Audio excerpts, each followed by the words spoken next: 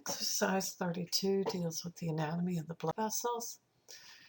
There are 3 layers of the blood vessels for both the arteries and the veins. Now the capillaries are only going to have 1 layer. That allows for that gas exchange and nutrient exchange to occur. The 3 layers, starting from the innermost layer, the tunica intima, the tunica media, and the tunica externa, then on the outside.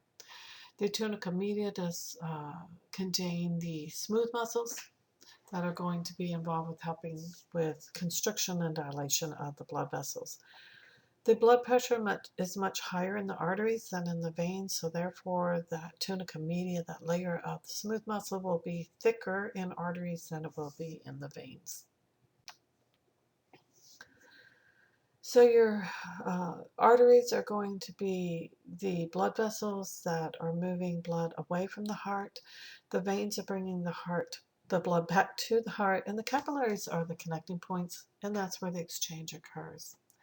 As I said, you've got those 3 layers, the intima, media, and externa. As once again, you can see here how the blood would be flowing through. And on the cross-section of the histology slide, one way that you can distinguish between the arteries and the veins is because of the thicker muscle layer of the arteries. When you take a cross-section of it, the wall almost looks a little bit thicker, but the lumen is much more easier and it retains that more circular shape. Veins tend to have more of a collapsed look on them when there's no blood flowing through in your histology slide. So the nice rounded circle, oval shaped, it will be the artery, and the more collapsed one will be the vein. This is just showing a schematic flow chart of the blood flow coming from systemic circulation, reaching the heart. It's going to go to the right side. From the right side, it pumps through the pulmonary circulation to the lungs, becomes oxygenated, comes back to the left side of the heart, where it then is pumped to the systemic circulation. This is showing the pulmonary arterial system and pulmonary venous system. As the blood leaves the right side of the heart through the pulmonary trunk, and then it branches, you have your left pulmonary artery and your right pulmonary artery. As they go to both the right and the left lungs, you then have continued branching in the lungs until you get down to the pulmonary capillaries, which wrap around the alveoli, and that is where the gas exchange is going to occur. The concentration of carbon dioxide is higher in the blood than in the air sac at this point, so by diffusion it's going to go from high to low, and it goes out of the blood and into the air sac. When you have inhaled, the atmospheric air has higher oxygen levels, and so the oxygen is going to flow from that high concentration in the air sac into the lower concentration of the blood. When you exhale, you get rid of that CO2 waste. Meanwhile, the blood has moved on, is now oxygen rich, and goes back to the heart. This next section looks at some of the major arteries. Like I said, it is moving the blood away from the heart. And this has the major ones labeled as you look through, some of them starting with the head. You've got the internal carotid artery, the external carotid artery.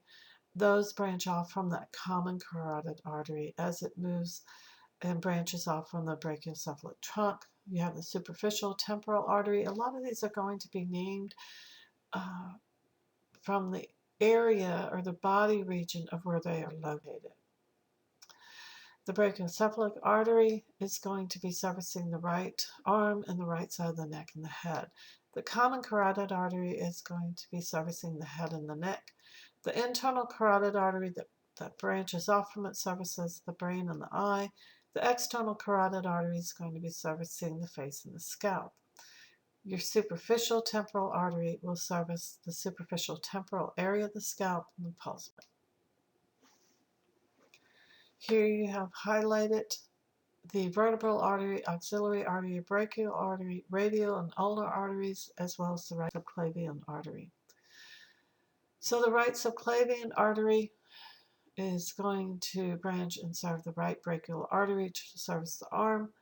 The right radial artery is on the lateral forearm. The right ulnar artery is on the medial forearm. So a lot of these you can see will be servicing or named by the area that they service. That's why it was so important at the beginning of A&P that you learn those regional areas of the body.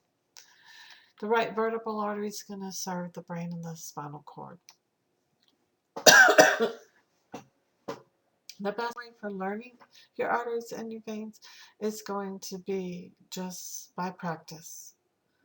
I recommend that you get an unlabeled drawing, diagram, and then just label, put it in a plastic sleeve and label it, use a marker, and then wipe it free, relabel, and just keep practicing. Here in the brain you can see where the internal carotid artery comes, and you have what is known as the circle of Willis, the cerebral arterial circle. This allows for, if there is blockage in an area, that you will still get blood supply, being that the brain is so critical in its function. This is now showing in the abdominal cavity. As you can see below the diaphragm there, the left gastric artery feeding the stomach area, that you've got the splenic artery, the celiac trunk, and the common hepatic artery. The celiac trunk is going to be servicing your upper abdominal areas.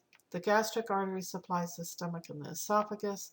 The splenic artery supplies the spleen, stomach, and pancreas. And the common hepatic artery is going to supply the liver, part of the stomach, the gallbladder, and the pancreas, and part of the small intestines, the duodenum area.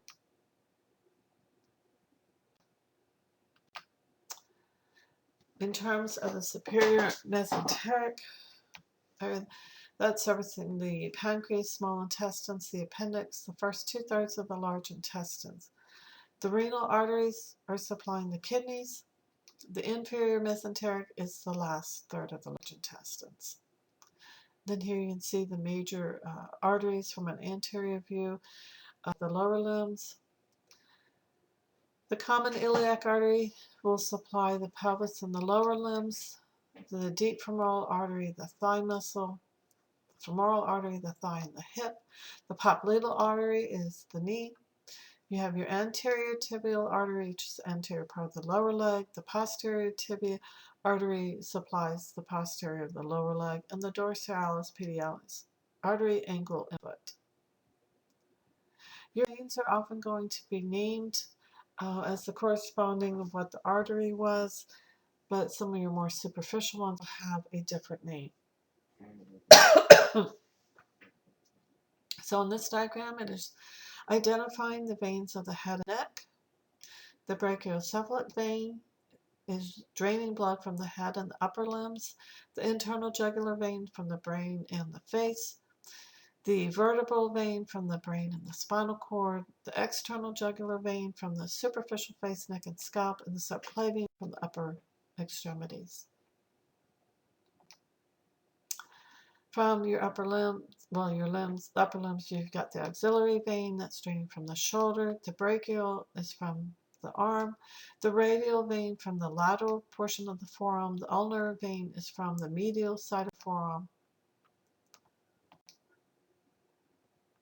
The cephalic vein is from the superficial area of the hand, superlateral forearm, superficial arm. The basilic vein, superficial medial forearm, superficial arm. The medial cuboidal vein is superficial cuboidal fossa area. Now you're seeing the veins that are involved with the inferior vena cava are going to drain into that. Your hepatic vein is draining from the liver. The renal veins draining from the kidney. The common iliac veins are from the pelvis and the lower extremities. And like I say, those are going to drain into the inferior vena cava. The hepatic sinusoids are draining the capillaries of the liver. The hepatic portal vein is going to be draining from your digestive organs, picking up those nutrients that were absorbed from digestion. The gastric veins drain from the stomach. The superior mesenteric vein is the small intestines and about the first half of the large intestines. The splenic vein is going to be draining the spleen, the stomach, and pancreas. The inferior mesenteric vein is going to be draining the second half of the large intestines. And then here's a view of the lower limb. You have your internal iliac veins, which is draining the pelvis area. The external iliac veins are draining the lower extremities. The femoral veins also draining those lower extremities, and they will drain into the external iliac. Your great saphenous vein is going to drain the medial side of the foot, the leg, the knee, and the thigh, and the popliteal vein is draining the knee. What are some clinical manifestations that you can see associated with blood vessels? Where arteriosclerosis is accumulation of fatty deposits that will build up in that innermost layer along the tunica intima of the arteries. So as the blood is flowing there, it gets deposited, you get that plaque buildup. And this can interfere with the blood flow. It can ultimately also cause damage to the tunica media, the smooth muscle.